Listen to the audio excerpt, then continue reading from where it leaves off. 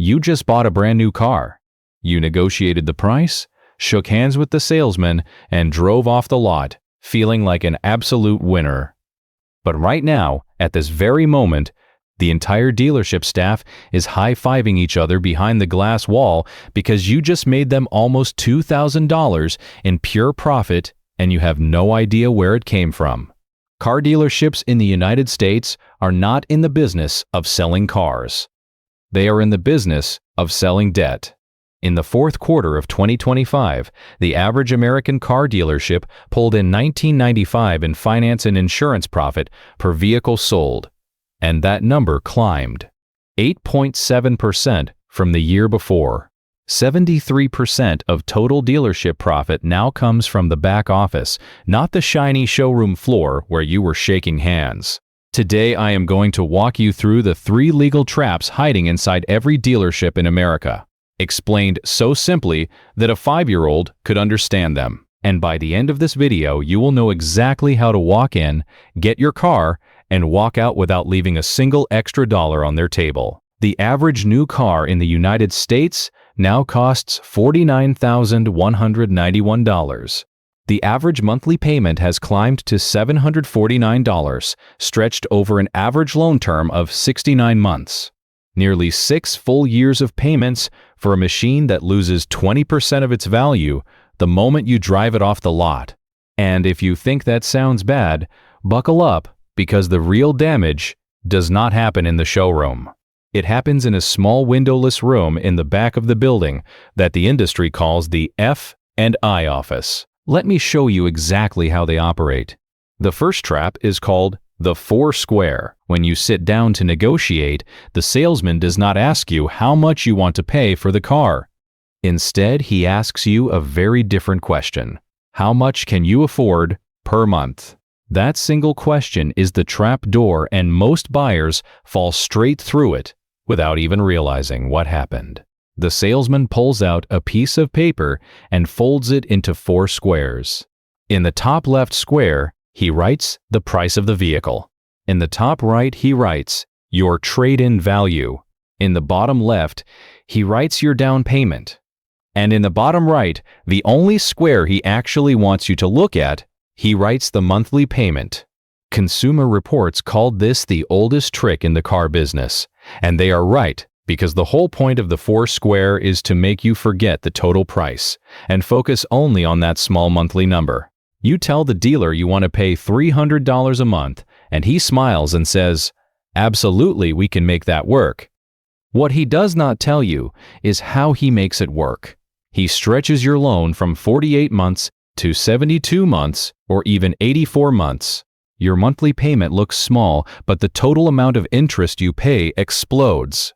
On a $40,000 car with a 7% interest rate, a 48-month loan costs you about $5,900 in total interest. Stretch that same loan to 84 months and you pay over $10,800 in interest, nearly double for the exact same car. 84-month auto loans are surging across America right now because the average new vehicle price topped $50,000 in late 2025, and buyers simply cannot afford shorter terms anymore. But here is the brutal truth. By the time you finish paying off an 84-month loan, the car is 7 years old and worth a fraction of what you still owe on it. You are underwater, meaning you owe more than the car is worth for most of the loan. The 4 square makes this invisible because you only ever saw that one small monthly number in the bottom right corner. Now let us move to the second trap, and this one is the one that shocked me the most when I first learned about it. The dealership does not want you to pay cash. I know that sounds insane, so let me explain. If you walk into a dealership and say, "I am paying the full price in cash right now," the salesman will not smile at you. He might actually look annoyed. Why? Because the dealership makes more money when you finance than when you pay cash. Here is how it works. When you apply for a loan through the dealership contacts a bank or a lender who approves you at a certain interest rate. This is called the buy rate. Let us say the bank approves you at 5%. The dealership is not required to offer you that 5% rate. Instead, they mark it up, typically by 1 to 2.5 percentage points, and present the higher rate to you as your offer. The difference between the bank's rate and the rate you actually pay is called the dealer reserve, and the dealership keeps every penny of it as profit. On a $40,000 loan, a 2% markup over 6 years generates roughly $3,000 in extra interest that goes directly into the dealership's pocket. You never see it, you never know it exists, and it is completely legal. The Wall Street Journal confirmed in March of 2026 that marking up interest rates is standard practice, and that buyers pay for what the industry calls convenience. This is why the dealership hates cash customers, because a cash buyer generates zero finance profit and zero dealer reserve. The dealership literally makes more money selling you a loan than selling you the car itself. According to industry data, front-end gross profit on a new car sale averaged just $2,005 per vehicle at the end of 2000. But the F&I office generated $1,995 per vehicle on top of that. That means almost half of the dealership's per vehicle profit comes from the room you enter after you have already agreed on a price and think the negotiation is over. Now let us enter that room because trap number 3 is waiting for you. Inside. The F&I office is where the finance and insurance manager sits. And this person is not your friend. This is the dealership's highest paid closer, and their job is to sell you every add-on product they can before you sign the final paperwork. They will offer you VIN etching, which is when they engrave your vehicle identification number onto the windows. The actual cost to the dealership is about $15 to $20. They charge you anywhere from $200 to $600. They will offer you paint protection film or fabric protection, which is often just a can of spray sealant that costs the dealership $10 and gets sold to you for $500 or more. They will offer to fill your tires with nitrogen instead of regular air, a service that costs essentially nothing but appears on your bill at $100 to $200. They will offer you an extended warranty, and this is where the profit margin gets truly obscene. Dealerships mark up extended warranties by 2 to 3 times their actual cost.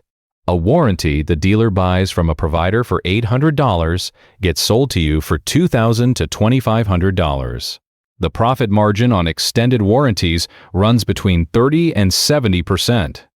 And here is the psychological trick they use to close every single one of these sales. They ask you one question designed to trigger fear. If you do not buy this protection plan and the engine fails next month, can you afford a $5,000 repair bill out of pocket? That question is not information, it is a weapon.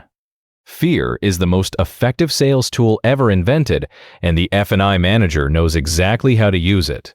Just 6 days ago, on March 12, 2006, the Federal Trade Commission sent warning letters to 97 auto dealership groups across the United States about deceptive pricing practices. The FTC made it clear that the price dealers advertise should be the actual price consumers pay, aside from required government charges. In May of 2005, the FTC's rule on unfair or deceptive fees officially took effect, targeting exactly the kind of junk fees we just described. And yet the fees keep showing up because enforcement takes time, and dealers know most buyers will not fight back over a $300 charge when they are already exhausted from hours of negotiation.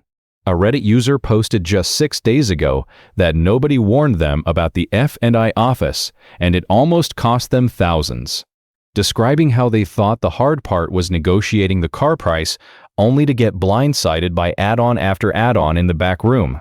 This is not a rare experience. This is the standard experience for millions of American car buyers every single year. So how do you survive this system? The answer is simpler than you think, and it comes down to 3 rules.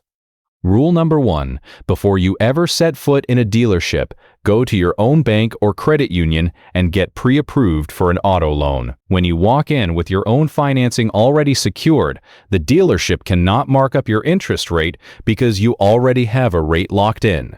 The dealer reserve disappears entirely. Rule number 2, never answer the question about how much you can afford per month. Instead, insist on negotiating only the out-the-door price, which is the total final price including all taxes, fees, and charges. If the salesman pulls out the Foursquare, push it back across the table and say, "I only negotiate on the total out-the-door number." This forces them to compete on the actual cost of the car, not on a manipulated monthly payment stretched over 7 years. Rule number 3, be willing to walk away. The single most powerful weapon you have in any negotiation is your ability to stand up and leave.